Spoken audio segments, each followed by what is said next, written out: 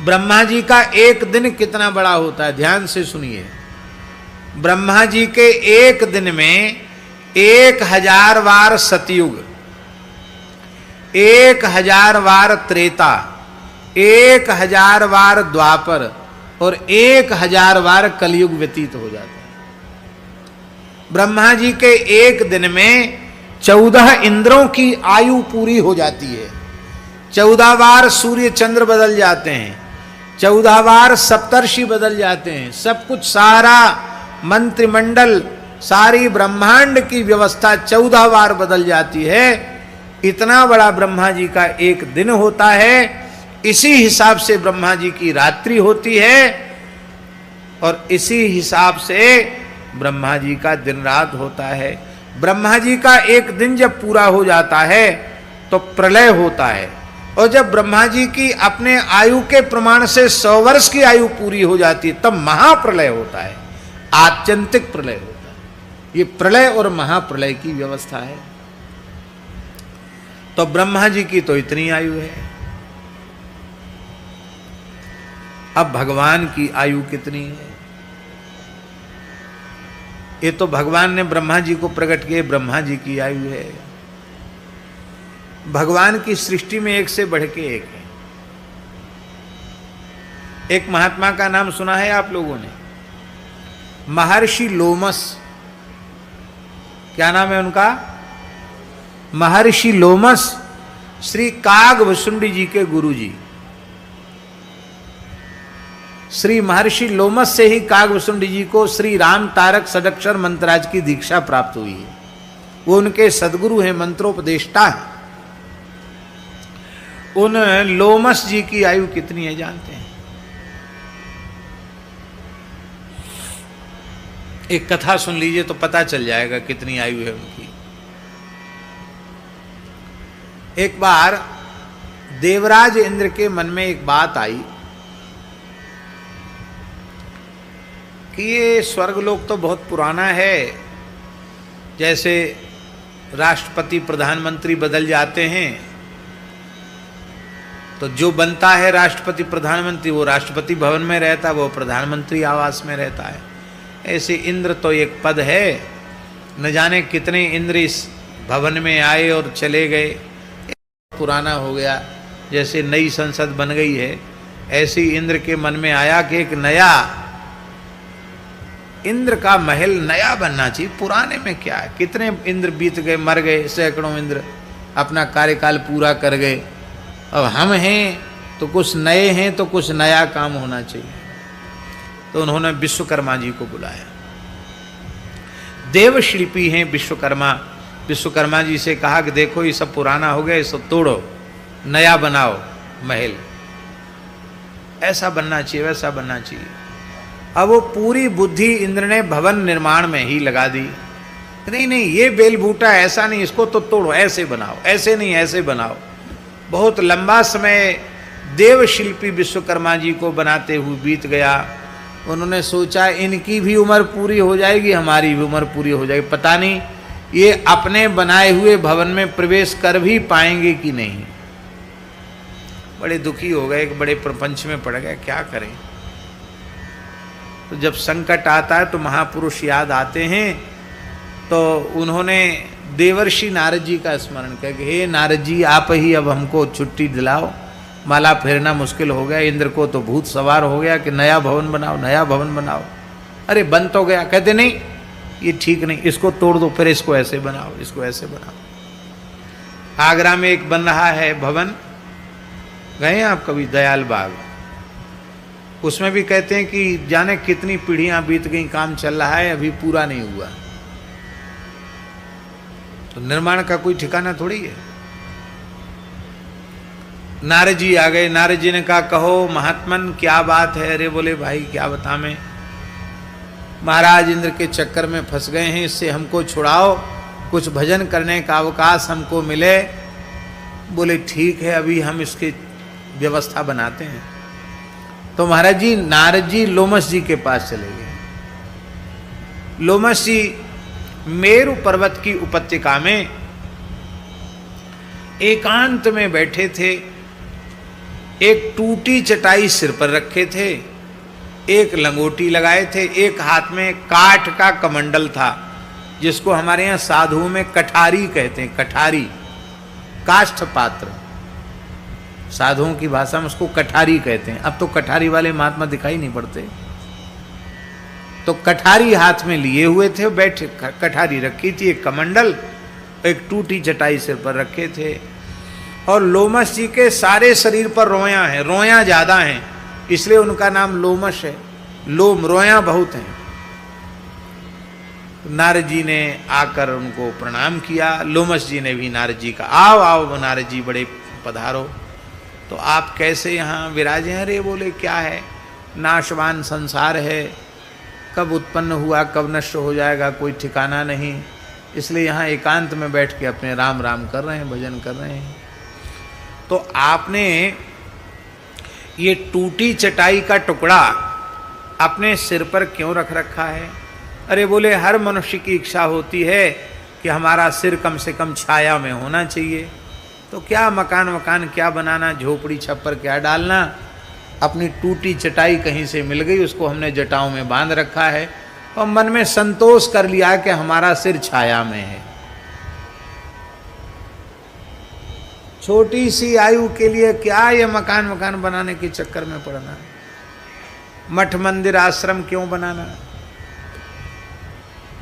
और ये कमंडल है, इसी से हमारा पानी का, जल का व्यवहार इससे हो जाता है। और कौपीन है ही है, बस लंगोटी कमंडल है। द्वय कौपून कौपीन गुदरी करवा, बिहारी दास को इतने में सरवा। विरक्तों की रहनी ऐसी होती है, द्वय कौपीन और काम गुदरी और करवा, बिहारी दास को इतने में सरवा।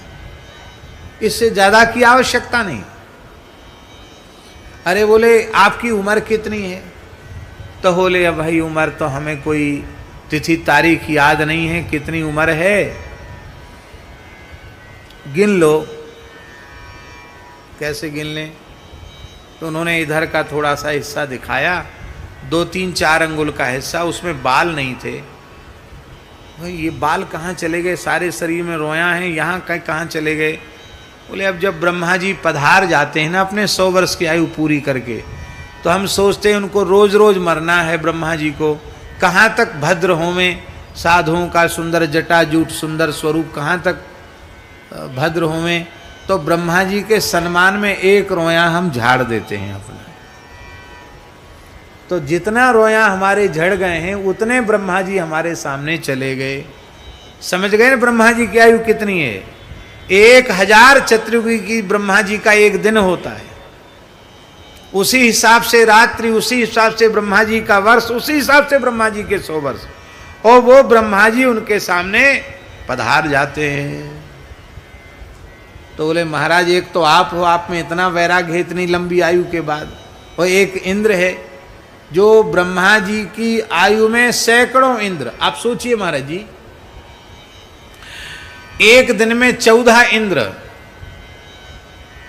तो एक वर्ष में कितने इंद्र? और एक वर्ष में इतने, तो 100 वर्ष में कितने? चांडक जी हिसाब लगा के बताओ। एक दिन में 14, तो 365 दिन में कितने? और 365 दिन में उतने, तो उसको 100 गुना करो, उसमें कितने बताओ भाई? एक वर्ष में 5110। एक वर्ष में 5110 कह रहे हैं दिनेश जी, झूठ बोलें तो ये जाने। सही है? तो 100 वर्ष में कितने हुए?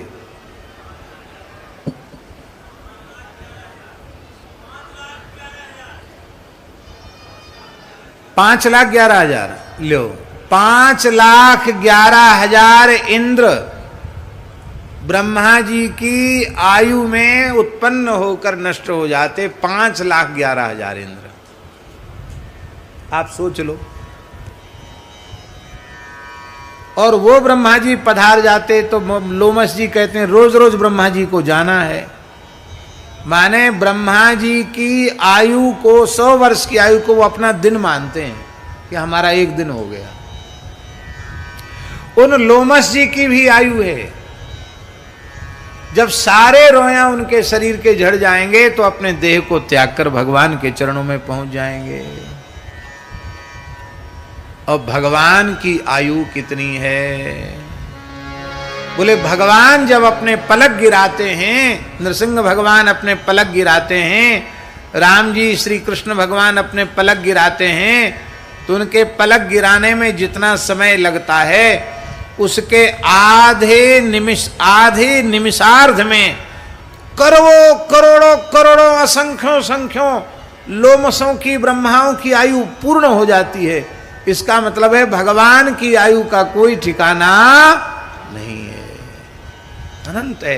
इसलिए भगवान को कालात्मक परमेश्वर राम, वो कालात्मा है भगवान। काल कलयतामहम, काल साक्षात भगवान ही है।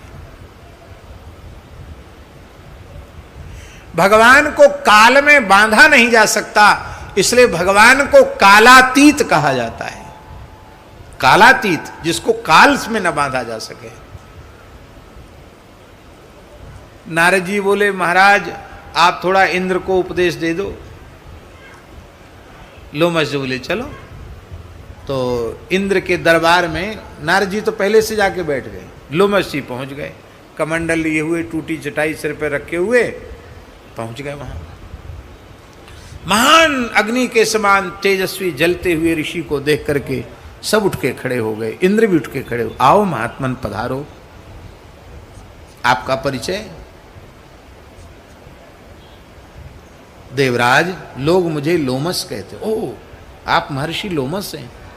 तो भगवान आपकी यह विचित्र वेशभूषा, आपके शरीर पर कोई वस्त्र नहीं है। अरे बोले कपड़े की क्या जरूरत है, लज्जा निवारण के लिए 4 अंगुल की लंगोटी बहुत है, लंगोटी बहुत है, उससे काम चल जाता है। इंद्र का कहना था कोई कपड़े की जरूरत हो तो हम दे दें आपको। नहीं नहीं नहीं, आवश्यकता नहीं, 4 अंगुल की लंगोटी से ही काम चल जाता है। और निर्वाह के लिए जलपात्र है। तो ये सिर पे आपने टूटी चटाई क्यों रख रखी है? अरे बोले हर मनुष्य की इच्छा होती कि हमारे रहने के लिए कुछ छायादार जगह होनी चाहिए, तो हमने संतोष कर लिया कि हमारे सिर पर छाया है। थोड़ी सी आयु के लिए, थोड़े से जीवन के लिए क्या मकान बनाना, क्या भवन बनाना? इंद्र ने कहा महाराज थोड़ी सी आयु, हम देवराज हैं, आपको वरदान देकर आपकी उम्र बढ़ा देंगे, आपकी आयु बढ़ा सकते हैं हम। आपकी आयु कितनी है? अरे बोले तुम क्या हमारी आयु बढ़ाओगे, हमारी जितनी है उसी में हम परेशान हैं, हमको उतनी भी। कितनी आयु है आपकी? बोले अब हमें गिनती पता नहीं है, इतनी जगह के रोया हमारे नहीं है, समझ लो इतने ब्रह्मा चले गए हमारे सामने। सोई इंद्र बोले विश्वकर्मा जी आप हाथ में माला ले, अब जो बन गया उसी में हम निवास करेंगे, नया भवन हमको नहीं बनाना। बोलो वृंदावन बिहारी जय हो। एक बार लोमस जी भी अपनी आयु से परेशान हो गए। लोमस जी बोले भगवान से कि आपने हमको इतनी आयु क्यों दे दी? कितने प्रलय हमारे सामने, महाप्रलय मेरे सामने हो गए, और महाराज ये सब कुछ हरा भरा देखना, फिर सब विलीन होते हुए देखना, विचित्र बात है। तो ऐसा कुछ करो कि हमारी उम्र अब जल्दी पूरी हो जाए। भगवान बोले कि देखो तुम्हारी आयु की वृद्धि का कारण ये है कि तुम सदा ब्राह्मण का आदर करते हो, ब्राह्मण का पूजन करते हो, और सदा जल का आदर करते हो। जल साक्षात नारायण का स्वरूप है। जो जल का आदर करता है और जो ब्राह्मण का आदर करता है, जो गाय का आदर करता है, उसकी कभी आयु कम नहीं होती है। तुम गाय को बहुत आदर देते हो, ब्राह्मण को बहुत आदर देते हो, और जल को बहुत आदर देते हो, इसलिए तुम्हारी आयु निरंतर बढ़ती चली जा रही है। जिस दिन इसका तिरस्कार करने लग जाओगे तो तुम्हारी आयु कम हो जाएगी। लोमसी का महाराज जी नियम है, गाय होगी तो उसको दाहिना करके ही चलेंगे, गाय को प्रणाम करके ही आगे बढ़ेंगे। ब्राह्मण होगा तो उसको नमस्कार करके, उसको दाहिना करके आगे बढ़ेंगे। और एक नियम लोमस जी का, वो प्रतिदिन किसी न किसी ब्राह्मण का चरणामृत अवश्य लेते हैं। ब्राह्मण का पूजन करते, ब्राह्मण का चरणामृत लेते हैं। विप्र चरणामृत लेकर के ही वे जल पीते हैं। एक दिन ऐसी विचित्र परिस्थिति बनी कि कई दिन व्यतीत हो गए जंगल में विचरते हुए, उनको कहीं जल का झरना तक नहीं मिला, न कोई ब्राह्मण मिला, न कहीं जल मिला। आपने नियम के अनुसार कुछ भी आपने ग्रहण नहीं किया। यद्यपि आपके कमंडल में जल था, लेकिन आपने जल पिया नहीं, क्योंकि आपने विचार किया कि बिना ब्राह्मण का चरणोदक लिए तो मैं जल पीता नहीं हूं। कई दिन के पश्चात महाराज जी उनको एक पोखरा दिखाई पड़ा। पोखरा जानते कि नहीं? छोटा तालाब, पोखरा दिखाई पड़ा। पोखरे में पानी बहुत कम था, घुटने घुटने पानी था, और उस पोखरे के बीच में एक बड़ी शिला रखी थी, पत्थर रखा था। उस पत्थर पर एक स्त्री बैठी थी। वो स्त्री ऐसे लगती थी कोई जंगली स्त्री है, जंगल की कोई सामान्य परिवार की कोई स्त्री है। और उसने उस पोखरा में स्नान किया। पोखरा बहुत बड़ा नहीं था, आप समझ लो कि जितना बड़ा ये मंच है या आगे तक की जगह इतना बड़ा होगा, एक आध बीघे में होगा, इससे ज़्यादा नहीं था। एक आध बीघे का ही पोखरा था, इससे ज़्यादा नहीं था। एक आध बीघे का पोखरा कितना बड़ा होता है? तो उसने क्या किया, बहुत ध्यान से सुने ये कथा। उसने क्या किया, उस स्त्री ने स्नान किया, अपने दोनों बच्चों को स्नान कराया उसी जल में, और स्नान कराने के बाद एक बच्चे को लेकर दूध पिलाया, और दूध पिलाने के बाद अपना स्तन धो दिया जल से। फिर अपने दूसरे बच्चे को गोद में लेकर दूध, उसको इधर रख लिया और दूसरे को लेकर दूध पिलाने लगी। लोमस जी ने उस देवी से पूछा कि देवी आपका परिचय? बोले मैं जंगल में रहने वाली एक सामान्य स्त्री हूं। अच्छा, तो ये तुम्हारे दोनों पुत्र तुम्हारे ही हैं? बोले हाँ, दोनों बालक मेरे ही हैं। तो जब दोनों बालक तुम्हारे हैं तो तुमने एक बच्चे को दूध पिलाकर फिर अपना पयोधर धो करके फिर दूसरे को क्यों पिलाया? उसने कहा महाराज, ये पहला वाला जो बच्चा जिसने दूध पिया है वो तो हमारे पति से उत्पन्न है। मैं तो शवर जाति की हूँ और मेरे पति से उत्पन्न ये संतान है। पर ये दूसरा जो बालक है ये किसी ब्राह्मण के द्वारा उत्पन्न है। तो मेरे मन में ये विचार आया कि भाई ये तो ब्राह्मण का अंश है, तो ये मेरे पुत्र का जूठा क्यों ले, इसलिए मैंने जल से धो दिया अपने स्तन को। ये विवेक मैंने इसलिए रखा है। इतना सुनते ही लोमस जी के नेत्र भर आए। बोले चलो, किसी भी प्रकार से ब्राह्मण का दर्शन तो हुआ, कैसा भी ब्राह्मण सही। तो वो तुरंत गए महाराज जी, अपने कमंडल में ही उसका चरण डुबाकर चरण धो लिया, चरणामृत लिया, और उस जल की परिक्रमा करने लगे, पोखरे की परिक्रमा करने लगे। आज जल नारायण मिल गए, आज यहीं संध्योपासन आदि होगा। उसी समय आकाश से पुष्पों की वर्षा होने लगी। भगवान शंकर, भगवान नारायण और ब्रह्मा जी तीनों देवता प्रकट हो गए। आकाश से पुष्पों की वर्षा होने लग गई और शंख घड़ी घड़ियाल बजने लग गए। लोमस जी आश्चर्यचकित हो गए, वो पोखरा कहाँ गया, वो स्त्री कहाँ चली गई, वो बालक कहाँ चले गए। तो ब्रह्मा जी ने कहा वो पोखरा कोई नहीं था, हम लोग ही परीक्षा के लिए ये दृश्य सामने उत्पन्न किए थे। अब देखो ध्यान की बात यहाँ ये है कि वह ब्राह्मण कैसा, जिस ब्राह्मण ने अपने धर्म और सदाचार का त्याग करके जो काम उसे नहीं करना चाहिए था वो काम उसने किया। एक परस्त्री के गर्भ से संतान उत्पन्न की, वो ब्राह्मण उत्तम ब्राह्मण तो नहीं है। फिर वह स्त्री भी पतिव्रता नहीं, इसका मतलब अपने पति के अतिरिक्त दूसरे पुरुष से उसने संतान प्राप्त की। फिर भी केवल यह ब्राह्मण के अंश से उत्पन्न हुआ, उसमें इतनी श्रद्धा है, तो पवित्र ब्राह्मण के प्रति लोमस जी की कैसी श्रद्धा होगी इसका वर्णन नहीं किया जा सकता। तो ब्रह्मा जी बोले कि शंकर भगवान नारायण तो बन गए थे वनवासिनी स्त्री, और एक बेटा बन गए शंकर जी, और एक बेटा बन गए हम। तो तुम्हारी परीक्षा लेने के लिए ये दृश्य हमने उपस्थित किया था, लेकिन तुम्हारी ब्राह्मण के प्रति अगाध श्रद्धा है, तुम नष्ट नहीं होगे, तुम्हें तो अपनी पूरी आयु भोगनी ही पड़ेगी। तो जैसी गौ के प्रति श्रद्धा, ऐसी जल के प्रति। जल भी बहुत पवित्र वस्तु है। देखिए, बहुत ध्यान से सुने। आजकल हमारी बात को सुनकर लोग ऐसा कहेंगे कि ये क्या उटपटांग बोल रहे हैं। हमारे यहाँ जल में मलमूत्र का त्याग करना अत्यंत दोषयुक्त बताया गया, पर वर्तमान व्यवस्था ऐसी सरकारी बन गई है कि सारी दुनिया जल में ही मलमूत्र का त्याग कर रही है। जो शौचालय की व्यवस्था है, पानी में ही सब मलमूत्र त्याग कर रहे हैं कि नहीं? जल में मलमूत्र का त्याग हो रहा है, जल का घोर तिरस्कार हो रहा है। आप जब तक कुएं से खींचकर स्नान करते थे, तब तक जितना आपको अत्यंत आवश्यक था उतने ही जल का व्यय करते थे। अब तो 10-20 बाल्टी तो शौचालय में खत्म कर देते हैं। हमें कितनी बाल्टी नहा जाते कोई पता नहीं, कोई ठिकाना नहीं। जल में मलमूत्र का त्याग, उसको बहुत बड़ा पाप पुराणों में बताया गया है। और ये सब गटर में जा रहा है, सीवर गटर, और वो सीवर नदियों में जा रहा है।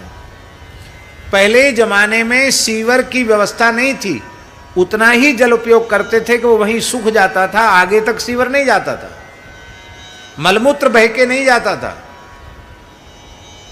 और जो सामान्य घर के बर्तन धोने का पानी होता, उस सामान्य थोड़ी दूर चल के सूख जाता था। तो नदियां प्रदूषित नहीं थी। अब गटर जाए कहां? दूषित फैक्ट्रियों का पानी जाए कहां? वो सब नदी की ओर जाते हैं। हमारी गंगा, यमुना आदि सभी नदियां दूषित हो रही हैं। और इस जल का तिरस्कार हम कर रहे हैं, तो आगे चलकर इस जल के लिए ही हम तरस जाएंगे। आज भी लोग तरसने लगे हैं। और अब आजकल तो पढ़े लिखे लोग कहते हैं कि अगला विश्व युद्ध जल के लिए होगा, संसार एक एक बूंद पानी के लिए तरस जाएगा। क्योंकि हम जल का तिरस्कार करते हैं, हम जल का निरादर करते हैं, इसलिए जल का आदर करना आना चाहिए।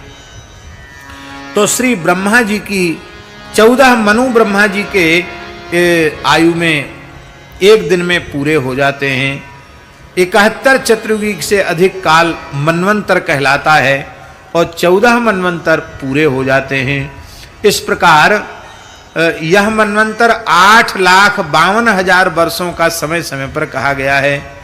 इसी प्रकार से मानवीय वर्ष गणना के अनुसार पूरे 30,67,20,000 कालों का एक मनवंतर होता है।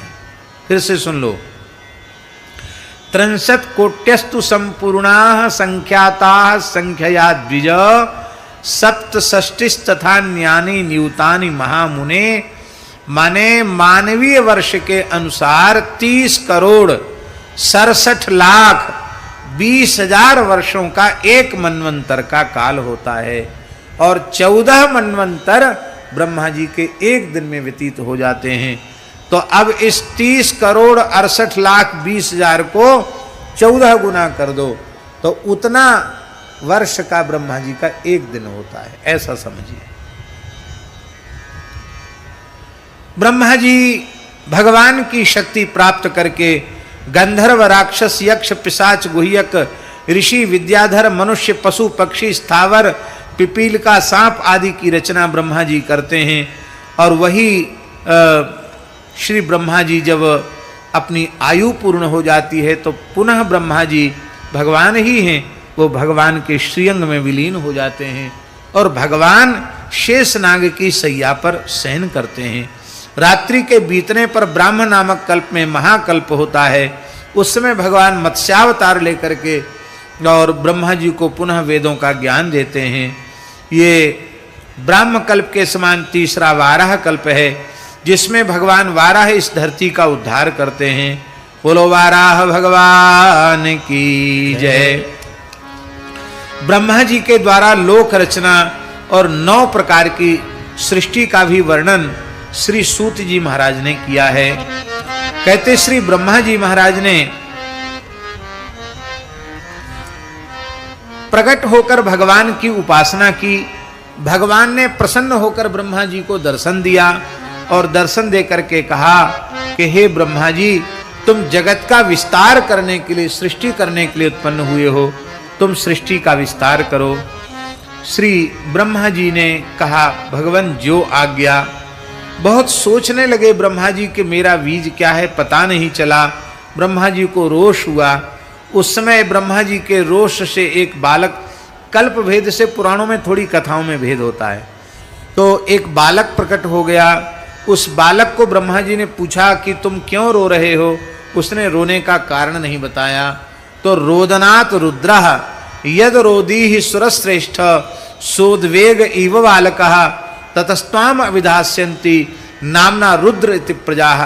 अपने उद्विग्न बालक के समान तुमने रुदन किया है, इसलिए तुम्हारा नाम रुद्र होगा। बोलो रुद्र भगवान की जय।